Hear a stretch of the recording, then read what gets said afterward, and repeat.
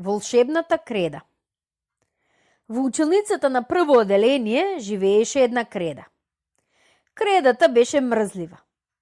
Кредата беше неписмена, а може би беше заборавена.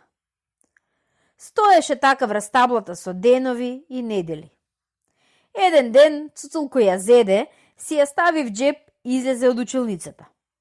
Кога дојде до една ограда од штици, ја извади од джебот и рече: "Ти си волшебна креда, ајде, нацртај ми нешто." И кредата нацрта врз штиците. Прво, дете со долг нос и со голема глава. Едното уво му беше поголемо, другото помало. Едната рака покуса, другата подолга. Едната нога потенка, другата подебела. Детето беше смешно и без коса, па сепак беше дете.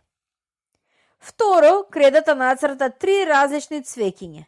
Навистина, тие не мирисаа, но никој не рече дека не се цвеќиња. И трето, кредата нацрта мачка.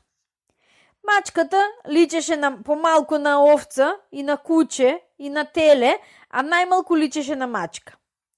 Се собраа децата тука и почнаа да се препираат. На која од нив личеше на цртаното дете? Како се вика цвеќето? Дали мачката е мачка, овца, куче или теле? Се препира и не можеа да се разберат. Да ја прашаме кредата, предложи Цуцулко. Таа креда е волшебна и сигурно ќе знае да ни каже. Иако децата сосем не му поверуваа на Цуцулко, сепак ја побараа кредата. Но за жал не ја најдоа. Во тој миг заврна дожд и децата забегаа по стријата на неблиската куќа.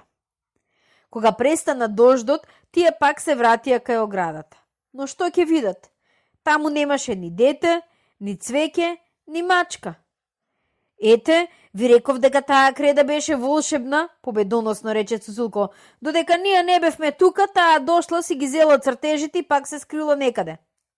Децата се погледнаа и ништо не рекоа.